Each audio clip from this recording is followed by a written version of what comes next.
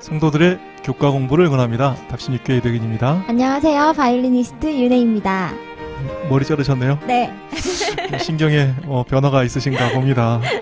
네, 이 교수님께서 결혼에 대한 생각이 바뀌신 것 같으니까 데이트 원하시거든 언제든지 전화 주시기 바랍니다.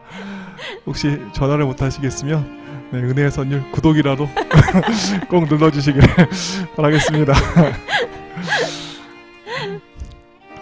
네, 안식일 교과에 보시면 미국에 많이 서식하는 아스펜 나무가 나옵니다. 나무가 하얗죠? 한국의 자작나무하고 비슷하게 생겼습니다. 이게 가을에 단풍이 들면 사진과 같이 노랗게 변하는데 정말 아름답습니다. 그런데 아스펜 나무에게 유명한 게 있는데요. 뿌리가 가장 멀리, 가장 넓게 퍼지는 것으로 명성이 자자합니다. 아스펜 나무는 평균 150년을 사는데 땅속에서 아스펜 나무 뿌리와 연결된 유기체들은 수천 년을 살 수 있다고 합니다. 우리에게도 땅속에 있는 아스펜 나무의 뿌리처럼 미처 보지 못한 부분이 있을 수 있습니다. 교과는 이야기합니다. 너무나 분명해서 굳이 관심을 갖고 찾지 않아도 되는 것들이 있는 한편 마치 땅속에 감추어진 아스펜 나무의 뿌리처럼 감추어져 있으므로 우리를 예수님으로부터 분리하는 것들임에도 눈치채지 못하고 있는 행동들과 태도도 있다. 그럼 땅속의 아스펜 나무의 뿌리처럼 잘 보이지 않지만 예수님과 분리하게 만들어서 참된 쉼을 얻지 못하게 하는 것들은 어떤 것이 있는지 살펴보도록 하겠습니다. 네, 일요일 교과를 보시면 제목이 검을 주러 왔노라입니다. 마태복음 10장 34절에는 이런 말씀이 있습니다. 내가 세상에 화평을 주러 온 줄로 생각지 말라. 화평이 아니오 검을 주러 왔노라. 예수님께서 하신 이 말씀은 우리의 상식에 너무 반하는 말씀 아닙니까? 보통 예수님께서는 이웃과 또 원수를 사랑하라 이렇게 말씀하셨습니다. 그런데 세상에 화평이 아니라 검을 주러 왔다고 하시니 참 이상한 말씀입니다. 어떻게 된 일일까요? 각시대 대쟁투 46페이지에는 이런 말씀이 있습니다. 천사들이 예수님의 출생을 목자들에게 선포할 때에 베들레헴 상공에서 지극히 높은 곳에서는 하나님께 영광이요 땅에서는 기뻐하심을 입은 사람들 중에 평화로다 라고 노래하였다. 이 예언적 말씀과 그리스도께서 내가 세상에 화평을 주러 온 줄로 생각지 말라. 화평이 아니요 검을 주러 왔노라 고 하신 말씀은 서로 배치되는 듯하다. 그러나 올바르게 이해하게 되면 그 둘은 완전히 일치된다. 복음은 평화의 소식이다. 그리스도교는 세상이 그것을 믿음으로 받아들여서 순종하기만 하면 세상의 평안과 조화와 행복을 전해주게 된다. 그리스도의 종교는 그 교훈을 받아들이는 사람들에게 친한 형제의 관계를 이루어준다. 사람들을 하나님과 화목하게 해주고 상호 간의 화목을 이루게 하는 것이 예수님의 사명이었다. 그러나 세상은 대부분 그리스도의 대적인 사단의 지배를 받고 있다. 복음은 그들의 습관과 욕망과는 전혀 반대되는 생활 원칙을 제시해 주기 때문에 그들은 복음을 반대하게 되는 것이다. 그들은 그들의 죄를 드러내어 그것을 죄라고 지적해 주는 순결을 증오하며 공의롭고 성결한 복음의 요구를 주장하는 사람들을 핍박하고 죽인다. 그러므로 복음이 가져다 주는 고상한 진리가 증오와 분쟁을 일으키는 일도 있다는 의미에서 복음은 검으로 불린다. 복음은 평화의 소식입니다. 그러나 죄된 세상에 전혀 다른 생활 원칙을 제시하고 또 그들의 삶의 죄를 드러날 때 세상은 성결한 복음의 요구를 하는 사람들을 핍박하고 죽이기도 하는 것입니다. 평화의 복음이 증오와 분쟁을 일으키는 일도 있기에 검을 주러 왔노라 하신 말씀은 진리의 말씀인 것입니다. 그럼 검을 주러 왔노라 하신 말씀처럼 세상에 핍박이 있을 때 어떻게 하면 그 어려운 핍박들을 극복할 수 있을까요? 사도행전 84페이지에는 이런 말씀이 있습니다. 과거에 그리스도를 위하여 핍박을 견딘 사람들의 힘은 무엇이었는가? 그것은 하나님과 성령과 그리스도와의 연합이었다. 사단은 질책과 박해로 많은 사람들을 세상 친구로부터 분리시키긴 했지만 그리스도의 사랑에서는 결국 끊을 수 없었다. 무서운 시련을 당한 영혼이 진리를 위하여 질책을 참는 것보다 더 크게 구주의 극진한 사랑을 받는 데는 결코 없다. 그리스도께서는 나도 그를 사랑하여 그에게 나를 나타내리라고 말씀하셨다. 진리로 인하여 신자가 세상 법정에 설 때에 그리스도께서는 그 신자 곁에 서신다. 그가 감옥에 갇혀 있을 때에 그리스도께서는 자신을 나타내시어 당신의 사랑으로 그의 마음을 기쁘게 하신다. 그가 그리스도를 위하여 죽게 될 때에 구주께서는 그에게 저희가 몸은 죽일 수 있으나 영혼은 해할 수 없다고 말씀하신다. 세상이 우리를 핍박하지만 그것을 견딘 사람들의 힘은 무엇입니까? 하나님과 성령과 그리스도와의 연합이었습니다. 우리가 힘이 있어 세상을 이기는 것 아닙니다. 의지가 강해서 용기가 있어서 세상을 이기고 승리하는 것 아니죠. 핍박이 있을 때 세상을 이기는 힘은 그리스도와 밀접한 연합임을 사도행전은 분명히 이야기하고 있는 것입니다. 주와 밀접하게 연결되어 있을 때 어떤 어려움도, 특히 친구의 배신, 또 마음을 아프게 하는 가족이 있다 할지라도 그 모든 것을 이길 수 있는 것입니다. 오늘 우리의 관계는 어떠한가요? 우리 주님께서는 다음과 같이 말씀하십니다. 마태복음 10장 34절의 말씀 보시죠. 내가 세상에 화평을 주러 온 줄로 생각지 말라. 화평이 아니요 검을 주러 왔노라.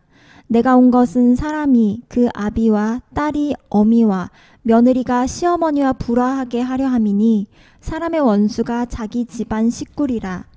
아비나 어미를 나보다 더 사랑하는 자는 내게 합당치 아니하고 아들이나 딸을 나보다 더 사랑하는 자도 내게 합당치 아니하고 또 자기 십자가를 지고 나를 좇지 않는 자도 내게 합당치 아니하니라. 자기 목숨을 얻는 자는 잃을 것이요 나를 위하여 자기 목숨을 잃는 자는 얻으리라. 오늘 우리는 누구와 가장 밀접한 관계를 맺고 있습니까? 친구입니까? 아니면 가족입니까? 사도행전은 분명히 이야기하고 있지요. 과거에 그리스도를 위하여 핍박을 견딘 사람들의 힘은 무엇이었는가? 그것은 하나님과 성령과 그리스도와의 연합이었다. 여기 제가 종이 한 장 갖고 왔습니다.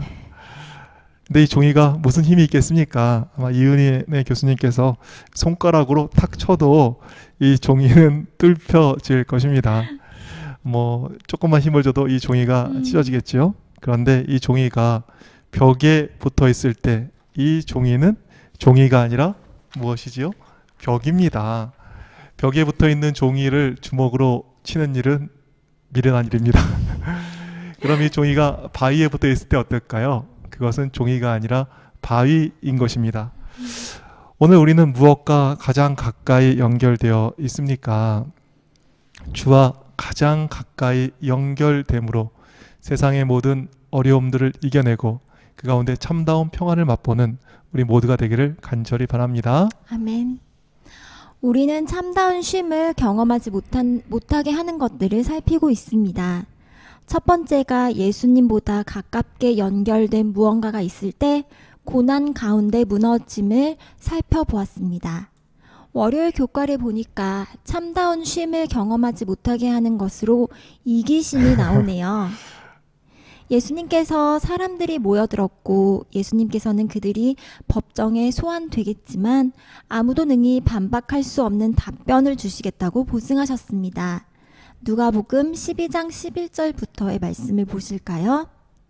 사람이 너희를 회당과 정사 잡은 이와 권세 있는 이 앞에 끌고 가거든 어떻게 무엇으로 대답하며 무엇으로 말할 것을 염려치 말라.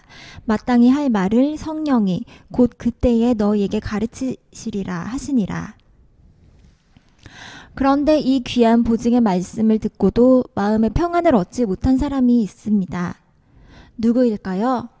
이기심을 가진 한 사람이었습니다.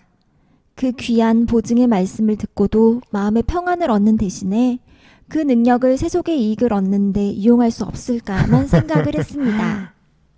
그래서 그 사람은 이렇게 이야기합니다. 사람이 너희를 회당과 정사 잡은 이와 권세 있는 이 앞에 끌고 가거든 어떻게 무엇으로 대답하며 무엇으로 말할 것을 염려치 말라. 마땅히 할 말을 성령이 곧 그때에 너희에게 가르치시리라 하시니라. 무리 중에 한 사람이 이르되 선생님 내 형을 명하여 유업을 나와 나누게 하소서 하니 법정에서 회당에서 신문당할 때 걱정하지 말라는 보증의 말씀이 이기심 있는 사람에게는 이익을 얻는 수단으로 전락을 하는 것입니다. 그에 대하여 실물교훈은 이렇게 이야기합니다. 이 사람은 주님의 능력을 인식했으나 신령한 진리가 그의 생각과 마음을 사로잡지 못했다. 유산을 얻으려는 것이 그가 골똘히 생각하는 문제였다. 아, 정말 법정에 쓸 때 또 회당에 있을 때 무엇을 말할지 걱정하지 마. 도와줄게. 이렇게 말씀하는 얘기를 듣고 형하고 제사는 어떻게 잘 나눌까? 이거를 번뜩 생각했군요. 이기심이 있을 때 그에게 주어지는 능력은 오히려 관계를 더 망가뜨리게 되는 것입니다. 더 큰 능력을 달라고 하기 전에 이기심을 제하여야겠습니다.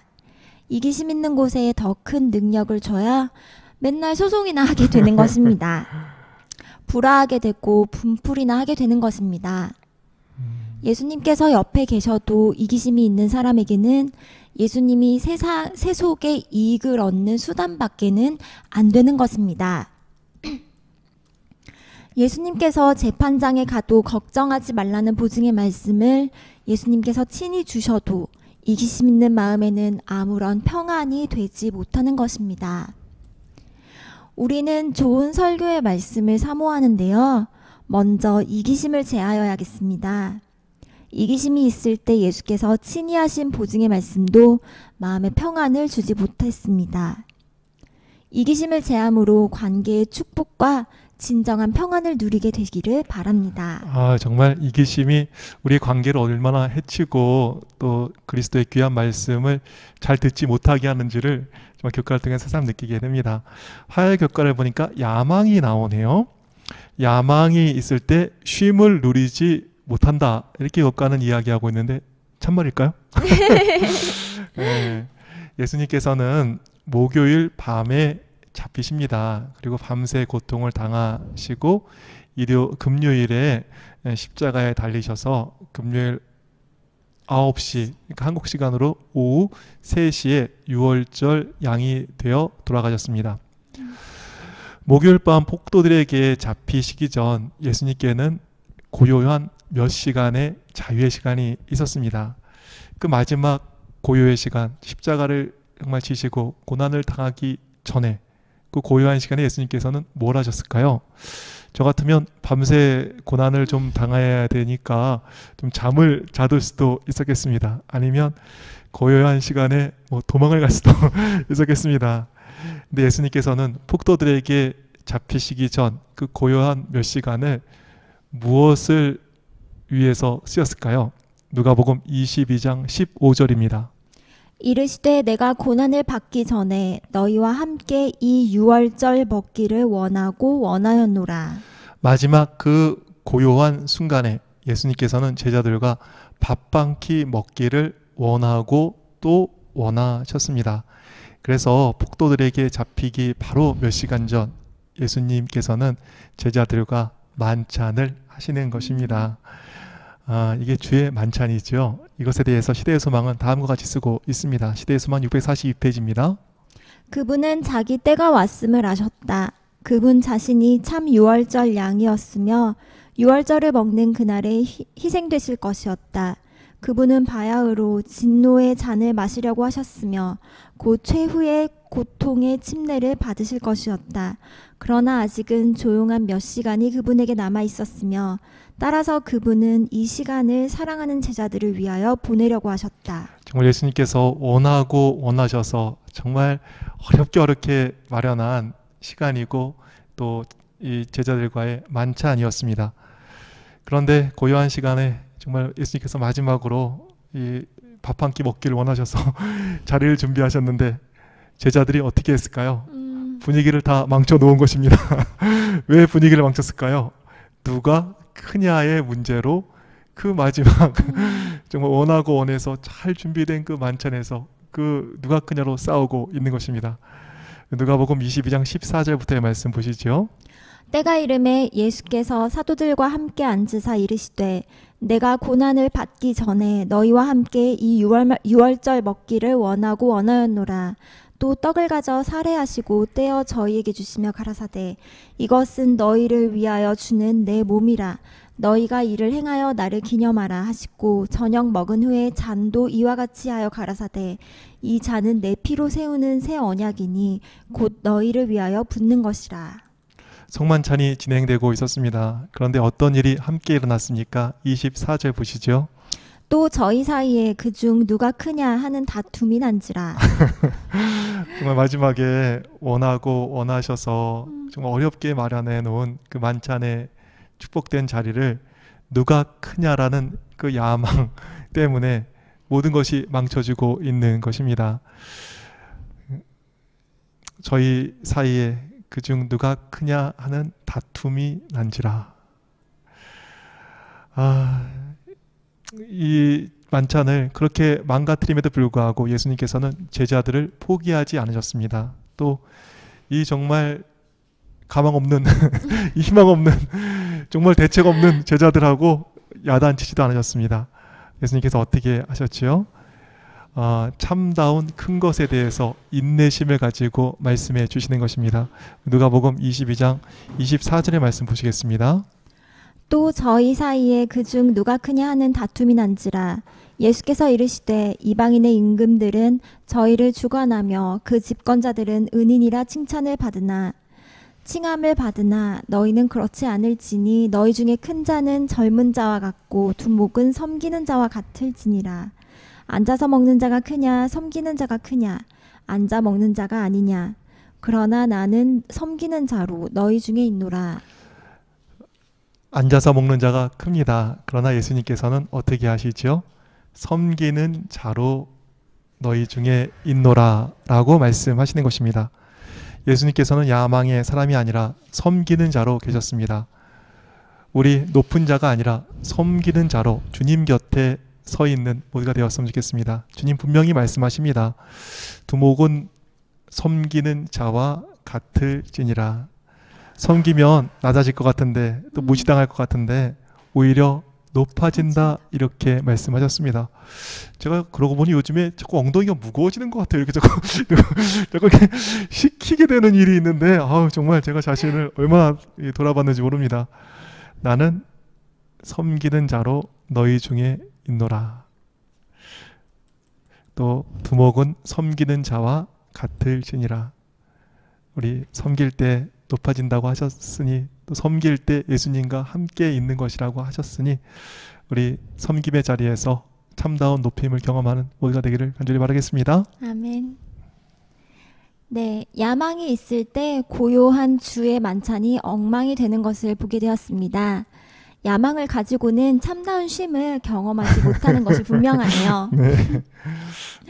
수요일 교과를 보니까 참다운 쉼을 경험하지 못하게 하는 것으로 또 위선이 나옵니다.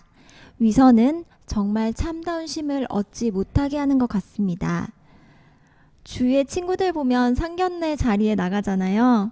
상견례 하면서 좋은 음식을 먹습니다. 그런데 사돈끼리 만나서 평소대로 못하잖아요. 위선적인 모습을 보이게 됩니다. 아무리 좋은 음식을 먹어도 불편합니다. 아무리 좋은 대화를 해도 피곤합니다. 위선은 항상 피곤하게 하는데요. 시댁에 가면 재림교회 시어머니들 얼마나 좋습니까? 딸같이 여기시고 잘해주십니다. 그럼에도 불구하고 며느리는 친정집에서처럼 누워있기 뭐한 것입니다. 그래서 어머니 하면서 친정에서와 다르게 설거지를 열심히 합니다. 좋은 며느리 노릇했지만 위선으로 집에 오면 녹초가 되는 며느리를 여러 명 보았습니다. 예전에 목사님하고 청년회 할 때 좋았던 게 목사님께서는 솔직하고 교회를 솔직해도 되는 분위기로 만들어주셨습니다. 그래서 많은 청년들이 여기서는 내 있는 그대로를 보일 수 있어서 너무 좋다고 이야기를 많이 했습니다. 교회가 위선을 보이는 분위기가 될 때 교회는 생명력을 잃고 피곤한 곳이 됩니다. 교회는 부족한 것, 모자란 것도 나타내 보일 수 있는 곳이어야 합니다. 그래서 위선을 강요하는 바리새인들에게 화 있을진저라고 7번이나 말씀을 하셨습니다. 정말 예수님 위선을 되게 싫어하시네요. 음. 뭐 화 있을 진짜 한 번이 아니라 7번을. 네. 한번 보실까요? 13절 화 있을진저 외식하는 서기관들과 바리새인들이여 너희는 천국 문을 사람들 앞에서 닫고 너희도 들어가지 않고 들어가려 하는 자도 들어가지 못하게 하는도다. 15절 화 있을진저 외식하는 서기관들과 바리새인들이여 너희는 교인 하나를 얻기 위하여 바다와 육지를 두루 다니다가 생기면 너희보다 배나 더 지옥 자식이 되게 하는도다. 화 있을진저 외식하는 서기관들과 바리새인들이여 너희가 박하와 회향과 근체의 11조를 들이되 율법에 더 중한 바 의와 인과 신은 버렸도다. 그러나 이것도 행하고 저것도 버리지 말아야 할지니라. 화 있을진저 외식하는 서기관들과 바리새인들이여 잔과 대접의 겉은 깨끗이 하되 그 안에서 탐욕과 방탕으로 가득하게 하는도다. 화 있을진저 이게 발음이 자꾸 꼬이네요. 화 있을진저 외식하는 서기관들과 바리새인들이여 회칠한 무덤 같으나 겉으로는 아름답게 보이나 그 안에는 죽은 사람의 뼈와 모든 더러운 것이 가득하도다. 화 있을진저 외식하는 서기관들과 바리새인들이여 너희는 선지자들의 무덤을 쌓고 의인들의 비석을 꾸미며 가로되 만일 우리가 조상 때에 있었다면 우리는 저희가 선지자의 피를 흘리는데 참여하지 아니하였으리라 하니. 정말 화가 이렇게 분명히 있을진데 우리가 위선과 외식을 버려야겠다 생각하게 됩니다. 네, 소망합니다. 우리 가운데 위선을 조장하는 분위기가 사라졌으면 좋겠습니다. 그리고 위선적인 모습도 사라졌으면 좋겠습니다. 그래서 참다운 쉼을 누리게 되는 모두가 되기를 바랍니다. 네, 오늘 참된 쉼을 경험하지 못하게 하는 것들 살펴보았습니다. 뭐 더 큰 감동으로 다가온 거 있으신가요? 다 너무 맞는 말씀이셔가지고 이기심과 야망과 위선 꼭 세 가지를 콕 집으시면서 이것들이 있으면 참된 쉼을 얻지 못한다. 말씀을 하셨습니다. 네, 정말 예수님 그 마지막 시간에 그 제자들하고 밥 한 끼 하길 원하셔가지고 막 이렇게 마지막 만찬을 준비하시는 모습을 보면서 마음 짠한 것도 있었던 것 같아요. 그런데 야망이 그것을 다 망치는 것을 보면서 네. 정말 낮아져야겠구나, 야망을 버려야겠구나 이런 생각도 많이 했습니다. 그럼 오늘 말씀 전체적으로 정리해 주실까요? 네. 오늘 말씀은 목요일 교과를 공부하는 것으로 대신하겠습니다. 목요일 교과의 제목은 참된 쉼을 방해하는 것들을 제거하기입니다. 아스펜 나무의 뿌리처럼 잘 드러나지는 않지만 참된 쉼을 방해하는 것이 어떤 것들이 있었죠? 네, 저는 시간이 없어서 바쁘다, 쉬지 못한다 이렇게 생각했는데 꼭 그것만은 아니었습니다. 예수님과의 관계 분열, 또 이기심, 또 야망, 위선도 있었네요. 이런 것들이 그냥 꽉 차리하고 있으니까 우리가 쉼을 누리지 못했다, 이런 좀 분명한 통찰을 얻게 되는 것 같습니다. 네, 교훈의 말씀에는 이런 말씀이 있습니다. 참된 쉼을 경험하지 못하게 하는 모든 것을 극복하고 소망 가운데 살아갈 수 있는 유일한 방법은 길이요 진리요 생명 되신 예수님을 붙잡고 사는 것이다. 주님과 밀접하게 연결될 때 모든 배신, 고난 이길 수 있습니다. 또 예수님 마음을 닮을 때 이기심을 극복하게 됩니다. 또 예수님처럼 살아갈 때 섬기는 자리에 있게 됩니다. 또 용납하시는 예수님을 바라볼 때 피곤하게 하는 위선 대신에 이 모습 그대로 주님께 나아가게 되는 것입니다. 소망합니다. 주의 은혜 가운데서 참다운 쉼을 방해하는 여러 것들을 제하고 주님 안에서 참다운 쉼을 누리는 모두가 되기를 바랍니다. 네, 그럼 저희는 사과, 쉼의 대가로 여러분을 다시 찾아오겠습니다. 그때까지 몸 마음 평안하세요.